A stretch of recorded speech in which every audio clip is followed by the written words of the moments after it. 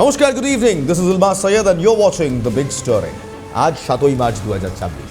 ক্যালেন্ডারের এই তারকটা কিংবা এই ডেটটা ভালো করে মনে রাখুন। আজ দিল্লির অলিন্দ থেকে যে হাওয়া বইতে শুরু করেছে তা স্রেফ কোনো প্রশাসনিক রদবদল নয়, এটা একটা রাজনৈতিক সুনামি। একদিকে কলকাতার রাজভবনে আসছে এমন এক মানুষ যার নাম শুনলে চেন্নাই থেকে দিল্লি সব জায়গায় রাজনৈতিক সমীকরণ থমকে যায়। রবীন্দ্র নারায়ণ রবি, অজিত ডোভালের সেই অতি বিশ্বস্ত ডেপুটি, যাকে তামিলনাড়ু সরকার দ্রাবিড় মডেলের বিরোধী বলে তোপ দাগত। আর অন্যদিকে বিহারের রাজভবনে পা রাখছেন এক দুর্ধর্ষ রণকৌশলী লেফটেন্যান্ট জেনারেল সৈয়দ আতা হাসনেন। বাংলায় আইপিএস, বিহারে আর্মি কমান্ডার। কিন্তু কেন 2026-এর নির্বাচনের ঠিক আগে বাংলাকে বাজিগরের মতো এক কড়া মেজাজের আইপিএস দেওয়া হলো? আর কেনই বা নীতিশ কুমারের বিহারে পাঠানো হলো কাশ্মীরের সেই পিপলস জেনারেলকে? দিল্লি কি কোনো বড় গেম প্ল্যান ছকেছে? উত্তরটা পেতে আজকের এই পর্বটা মিস করলে চলবে না। শুরু পশ্চিমবঙ্গ দিয়ে। 6ই মার্চ হঠাৎ খবর এলো সিভি আনন্দ বোস ইস্তফা নিচ্ছেন। তিনি বলছেন অনেক সময় নাকি তিনি কাটিয়ে ফেলেছেন, কিন্তু নবান্ন বলছে অন্য কথা। মমতা বন্দ্যোপাধ্যায় রীতিমতো স্তম্ভিত, অভিযোগ করেছেন এই নিয়োগ যুক্তরাষ্ট্রীয় কাঠামোয় আঘাত। আচ্ছা, মমতা বন্দ্যোপাধ্যায় কেন অখুশি বলুন তো? কারণ রবীন্দ্রনারায়ণ রবি কোনো সাধারণ অমলা নন। 76 ব্যাচের কেরালা ক্যাডারের আইপিএস, আইবির স্পেশাল ডিরেক্টর, সরাসরি অজিত ডোভালের ডানহাত হয়ে কাজ করে আসা এক ব্যক্তি। অর্থাৎ দিল্লির নিরাপত্তা বলয়ের একদম অন্তঃপুরের মানুষ এখন বাংলার মসনদের সর্বোচ্চ চেয়ারটায় বসলেন। রবি সাহেব যখন নাগাল্যান্ডে ছিলেন তখন তিনি বিদ্রোহ দমনে বিশেষজ্ঞ হয়ে ওঠেন। 2015-র সেই ঐতিহাসিক ফ্রেমওয়ার্ক এগ্রিমেন্টের কারিগর এই রবি সাহেব। কিন্তু তামিলনাড়ুতে তার 4 বছরের মেয়াদ ছিল একেবারে যুদ্ধকালীন পরিস্থিতি। MK স্টালিনের সরকারের সঙ্গে তার সম্পর্ক ছিল সাপে নেউলে। ভাবুন একবার, যিনি বিধানসভায় দাঁড়িয়ে সরকারের লিখে দেওয়া ভাষণ পড়তে অস্বীকার করেন, যিনি নিট বিরোধী বিল সহ 20টির বেশি বিল আটকে রাখেন, তিনি এখন বাংলায় এসেছেন। 2026-এর নির্বাচন, যেখানে ভোট পরবর্তী হিংসা আর অনুপ্রবেশ বড় ইস্যু, সেখানে এমন একজন সিকিউরিটি স্পেশালিস্ট কেন এলেন? পুরোটাই কি কাকতালীয়? বাংলার মানুষ জগদীপ ধনখড়কে দেখেছে, সিভি আনন্দ বোসকেও দেখেছেন, কিন্তু RN রবি সম্পূর্ণ আলাদা ধাতুতে গড়া। তামিলনাড়ুতে তিনি যা করেছেন সেটাকে যদি একটা অ্যাডমিনিস্ট্রেটিভ ম্যানুয়াল ধরা যায়, তবে নবান্নর জন্য আগামী দিনগুলো একেবারে সুখকর নয়, বরং খুব কঠিন। রবি সাহেব বিশ্বাস করেন রাজভবন কোনো রাবার স্ট্যাম্প নয়, মানে কোনো কনস্টিটিউশনাল ওই অর্নামেন্টাল পজিশন নয়, পাওয়ার সেন্টার। তিনি এমনকি তামিলনাড়ুতে রাজ্যের নাম বদলে দেওয়ার তোড়জোড় করেছিলেন। তামিলনাড়ু থেকে তামিজাগাম এই প্রস্তাব তিনি দিয়েছিলেন। ঠিক সেভাবে মমতা বন্দ্যোপাধ্যায় যেখানে বাংলা আর বাঙালির আত্মপরিচয়ের রাজনীতি করেন, সেখানে কি এবার রাজভবন বনাম নবান্নের মধ্যে এক তীব্র সাংস্কৃতিক যুদ্ধ কিংবা কালচারাল ওয়ার শুরু হতে চলেছে? কিন্তু সমস্যা হলো শুধু তো বাংলা নয়, আসল খেলাটা তো বিহারে। সেখানে এমন একজনকে পাঠানো হয়েছে যার রক্তে দেশপ্রেম আর রণকৌশল মিশে আছে। তিনি আবার সংখ্যালঘুও বটে। মাই সিনসিয়ারেস্ট apologies, I do not generally mix the army on such lines, but it's an army general who is sitting as the governor of Bengal. Ladies and gentlemen, Lieutenant General Syed Ata Hasnain, Param Vishist Seva Medal, Uttam Yudh Seva Medal, Vishist Seva Medal, Sena Medal and Bar এবং আরও একাধিক বীরত্বের তকমায় যিনি ভূষিত।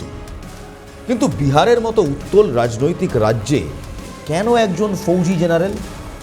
দিল্লি কি Bihar gambit 2026-এর বৃহত্তর রাজনীতির blueprint? এই মুহূর্তে যে জেনারেল কিংবা লেফটেন্যান্ট জেনারেল সৈয়দ আতা হাসনেন, তিনি বিহারের 34তম রাজ্যপাল হিসেবে নিযুক্ত হয়েছেন। তিনি আরিফ মোহাম্মদ খানের জায়গা নেবেন। হাসনেন সাহেবের বায়োডেটা একবার দেখুন। 40 বছরের সামরিক কেরিয়ার, শ্রীনগরের সেই সংবেদনশীল 15 কোর বা চিনার কোরের কমান্ডার ছিলেন। হাসনেন সাহেব শুধু একজন সৈনিক নন, স্কলার, সোলজার। দিল্লির সেন্ট স্টিফেন্সের আর লন্ডনের কিংস কলেজ থেকে পড়াশোনা করেছেন। কাশ্মীর যখন উগ্রবাদে তুঙ্গে, তখন তিনি চালু করেছিলেন হার্টস ডক্ট্রিন, অর্থাৎ মানুষের মন জিততে হবে সন্ত্রাস দমন করার জন্য। And he was a success. পাটনার রাজভবনে জেনারেল হাসনেনের রাজকীয় এন্ট্রি হচ্ছে। কিন্তু শুধু বাংলা নয়, আসল খেলাটা যেখানে বিহারে হচ্ছে, সেখানে কেন একজন জেনারেলকে পাঠানো হলো যার রক্তে দেশপ্রেম আছে আর রণকৌশলের নিচে আছে ফৌজি জজবা? বিহারের মতো উত্তাল রাজনৈতিক রাজ্যে কেন একজন ফৌজি জেনারেল? এটাই কিন্তু এই মুহূর্তে বৃহত্তর প্রশ্ন। এবং এই বৃহত্তর প্রশ্নর জায়গা থেকে একটা প্রশ্ন বারবার উঠে আসে, is there something that we need to figure? বিহারের মানুষ হাসনেন সাহেবকে চেনার আগে তার রেকর্ডটা দেখে। আসলে এই হাসনেন সাহেব, তার মূল মন্ত্র ছিল স্রেফ গুলি চালিয়ে শান্তি আসবে না, মানুষের মন জিততে হবে। তিনি গ্রামে গ্রামে ঘুরতেন, সাধারণ মানুষের সঙ্গে কথা বলতেন আর ঘটনাস্থলেই তাদের সমস্যার সমাধান করতেন। ভাবুন তো, বিহারের মতো রাজ্য যেখানে জাতপাতের রাজনীতি মানুষের মনে ফাটল ধরিয়ে রেখেছে, সেখানে এমন একজন মানুষ হার্টস ডক্ট্রিন প্রয়োগ করবেন? হাসনেন সাহেব দিল্লির সেন্ট স্টিফেন কলেজের ছাত্র, লন্ডনের কিংস কলেজের স্কলার। স্রেফ বন্দুক ধরেননি, কলমও চালিয়েছেন। সামরিক পরিভাষায় তাকে বলা হয় স্কলার সোলজার বা পণ্ডিত সৈনিক। তার পারিবারিক ঐতিহ্যও কম রোমাঞ্চকর নয়। তার বাবা মেজর জেনারেল সৈয়দ মেহেদি হাসনেন দেশভাগের সময় পাকিস্তানের বড় অফার ফিরিয়ে দিয়ে ভারতের সঙ্গেই ছিলেন। এই লেগেসি কি এবার বিহারের রাজভবনের শাসন ব্যবস্থায় এক নতুন দিশা দেখাবে? 2026-এর বিহার যেখানে পরিবর্তনের দোরগোড়ায় দাঁড়িয়ে রয়েছে, সেখানে হাসনেনের উপস্থিতি অত্যন্ত তাৎপর্যপূর্ণ। এই হার্টস ডক্ট্রিন কি এবার বিহারের জাতপাতের রাজনীতি আর সামাজিক ফাটলে প্রয়োগ করা হবে? বিহারে যখন নীতিশ কুমার রাজ্যসভার জন্য মনোনয়ন জমা দিয়েছেন এবং নেতৃত্বের বড় পরিবর্তনের সম্ভাবনা তৈরি হয়েছে, ঠিক তখনই কেন এই হাসনেনের এন্ট্রি? এটাকেই বলে হচ্ছে স্ট্র্যাটেজিক ইম্পর্টেন্স। অনেকে বলছেন এটা সির্ফ রাজনৈতিক পোস্টিং, কিন্তু আমি বলবো এটা একটা স্ট্র্যাটেজিক ডিপ্লয়মেন্ট। বিহারের 729 কিলোমিটার সীমান্ত নেপালের সঙ্গে যুক্ত। এই সীমান্ত দিয়ে অনুপ্রবেশ, চোরাচালান আর বিদেশি গোয়েন্দাদের তৎপরতা দিল্লির বড় মাথা ব্যথা। পাশাপাশি রয়েছে চিকেন স্নেক বা শিলিগুড়ি করিডোর। বিহারের অস্থিরতা মানেই উত্তর পূর্ব ভারতের লজিস্টিক ব্যবস্থায় আঘাত। হাসনেন সাহেবের মতো একজন সামরিক বিশেষজ্ঞ সেখানে থাকলে তিনি যে কোনো ভূরাজনৈতিক কম্পন আগে ভাগেই টের পাবেন। কিন্তু খেলাটা শুধু সীমান্তে নয়, খেলাটা বিশ্ববিদ্যালয়ের অন্দরেও। বিহারের উচ্চশিক্ষার অবস্থা কি তা আপনারা জানেন। আর রাজ্যপাল হলেন পদাধিকার বলে সব বিশ্ববিদ্যালয়ের চ্যান্সেলর। কাশ্মীর সেন্ট্রাল ইউনিভার্সিটির চ্যান্সেলর হিসেবে হাসনেনের অভিজ্ঞতা এবার বিহারের ক্যাম্পাসগুলোকে বদলে দেবে? এই প্রশ্নও কিন্তু উঠছে। এবার একটু সংবিধানের ধারায় আসি, কারণ লড়াইটা হবে কলমে। সংবিধানের 153 এবং 159 নম্বর ধারা রাজ্যপালের ক্ষমতা আর দায়িত্ব নির্ধারণ করে। রবীন্দ্রনারায়ণ রবি তামিলনাড়ুতে দেখিয়ে দিয়েছেন তিনি প্রথাগত নিয়মের বাইরে গিয়েও সিদ্ধান্ত নিতে পারেন। মুখ্যমন্ত্রীকে না জানিয়ে তিনি মন্ত্রী সেন্থিল বালাজিকে বরখাস্ত করার নির্দেশ দিয়েছিলেন, যদিও পরে সেই নির্দেশ তুলে নিতে তিনি বাধ্য হন। কিন্তু মেসেজটা পরিষ্কার ছিল, দিল্লি বসে নেই। বাংলা এখন একাধিক বিল আটকে আছে, বিশেষ করে বিশ্ববিদ্যালয়ের আচার্য পদ থেকে রাজ্যপালকে সরানোর বিল। 2025 এপ্রিল সুপ্রিম কোর্ট বলেছিল রাজ্যপাল অনির্দিষ্টকাল বিল আটকাতে পারেন না। কিন্তু রবি সাহেব কি সংবিধানের সেই লুপহোল বা ফাঁকাটা ব্যবহার করবেন, যেখানে বলা আছে যত তাড়াতাড়ি সম্ভব, কিন্তু কোনো নির্দিষ্ট সময়সীমা নেই? বিহারে প্রতি বছর বন্যায় কোটি কোটি মানুষ ক্ষতিগ্রস্ত হয়। কোশি আর গণ্ডকের ভাঙন বিহারের অর্থনীতিকে পঙ্গু করে দেয়। লেফটেন্যান্ট জেনারেল হাসনেন 2020 সাল থেকে এনডিএম এর সদস্য। তিনি কি বিহারে মিলিটারি গ্রেড লজিস্টিক্স আর ডিজাস্টার ম্যানেজমেন্ট নিয়ে আসবেন?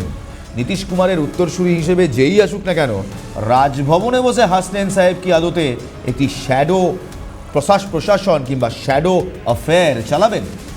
কিন্তু বাংলার ছবিটা একটু আলাদা। এখানে তৃণমূলের আশঙ্কা রবি সাহেব রাজ্যপাল হয়ে আসেননি, এসেছেন 2026-এর নির্বাচনের আগে বিজেপির শ্যাডো অপোজিশন লিডার হয়ে। তিনি সরাসরি পুলিশ কমিশনার বা মুখ্য সচিবকে ডেকে পাঠাবেন, যা তিনি তামিলনাড়ুতেও করেছেন। আজকের এই বিগ স্টোরির সবচেয়ে বড় ইনসাইট হলো অজিত দোভাল ফ্যাক্টর। রবীন্দ্রনারায়ণ রবি সরাসরি জাতীয় নিরাপত্তা উপদেষ্টার টিমে কাজ করেছেন। দিল্লি যখন বুঝতে পেরেছে যে পশ্চিমবঙ্গ এবং বিহার দুটো রাজ্যই এখন অত্যন্ত অস্থির মোড়ে দাঁড়িয়ে, তখন তারা কেন রাজনৈতিক নেতাকে নয় বরং সিকিউরিটি স্পেশালিস্টদের ওপর ভরসা রাখছে। সৈয়দ হাতা হাসনাইনের বাবা মেজর জেনারেল মেহেদি হাসান দেশভাগের সময় পাকিস্তানের বড় অফার ফিরিয়ে ভারতের সঙ্গে ছিলেন। এই পরিবারের দেশভক্তি নিয়ে কোনো প্রশ্নই নেই। কিন্তু শুনুন, একটা গোপন রিপোর্ট বলছে এই রদবদল স্রেফ শুরু। এরপর নাকি দিল্লির স্বরাষ্ট্রমন্ত্রক থেকে এমন কিছু কড়া নির্দেশ আসবে যা নবান্নের প্রশাসনিক ভিত নাড়িয়ে দিতে পারে। কি আছে সেই রিপোর্টে? আর 2026-এর নির্বাচনে এই দুই রাজ্যপাল কিভাবে গেম চেঞ্জার হতে চলেছেন? আমরা কথা বলছি বাংলার নতুন রাজ্যপাল RN রবি এবং বিহারের নতুন রাজ্যপাল লেফটেন্যান্ট জেনারেল সৈয়দ আতা হাসনাইনকে নিয়ে। একদিকে IPS গোয়েন্দাকর্তা, অন্যদিকে দুর্ধর্ষ ফৌজি জেনারেল। মমতা বন্দ্যোপাধ্যায় কেন বারবার বলছেন যে ফেডারেল স্ট্রাকচারে আঘাত করা হচ্ছে? কারণ প্রথা অনুযায়ী রাজ্যপাল নিয়োগের আগে রাজ্য সরকারের সঙ্গে আলোচনা করতে হয়।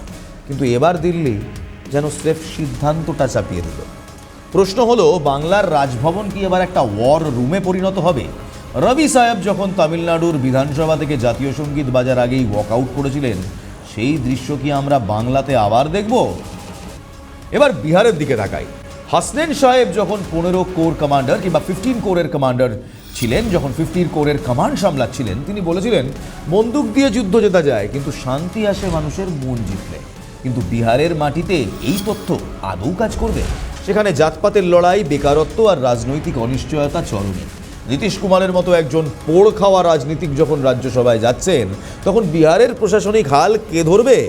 রাজভবন কি এবার সরাসরি নবান্নর মতো বিহারের সচিবালয়কেও নিয়ন্ত্রণ করবে? 2026-এর নির্বাচনে পশ্চিমবঙ্গ এবং বিহার দুটো রাজ্যই দিল্লির জন্য ডু অর ডাই। আর এই লড়াইয়ে দিল্লি এবার তাদের সবচেয়ে বড় দুই তুরুপের তাস ছেড়ে দিয়েছে। খেলাটা কিন্তু আর রাজনীতির নেই, খেলাটা এবার প্রশাসনিক আর কৌশলগত হয়ে দাঁড়িয়েছে। আজকের আলোচনার সারমর্ম কি জানেন? রবীন্দ্রনারায়ণ রবি আর সৈয়দ আতা হাসনাইন, লেফটেন্যান্ট জেনারেল সৈয়দ আতা হাসনাইন, এরা স্রেফ দুজন রাজ্যপাল নন, এরা দিল্লির আয়না। বাংলা আর বিহারে কি ঘটছে তার পালস চেক করবেন এরা। রবির আইবি ব্যাকগ্রাউন্ড বাংলার রাজনৈতিক হিংসা আর সীমান্তের খবরাখবর সরাসরি ডোভালের টেবিলে পৌঁছে দেবে। আর হাসনাইনের মিলিটারি শৃঙ্খলা বিহারের প্রশাসনিক ঢিলেমি আর নিরাপত্তার ঝুঁকিগুলোকে সামলে দেবে। 2026-এর রণক্ষেত্রে দাঁড়িয়ে বিজেপি এবার রাজভবনের ঢাল আর তলোয়ার দুটোই শান দিয়ে দিয়েছে। মমতা বন্দ্যোপাধ্যায়ের জন্য লড়াইটা কিছুটা হলেও কঠিন, আর বিহারের আসন্ন নেতৃত্বের জন্য চ্যালেঞ্জটা আরও বড়। ক্ষমতার লড়াই আর কলমের যুদ্ধ। এখানেই শেষ করছি। ভালো থাকবেন, ভালো রাখবেন। জয় হিন্দ।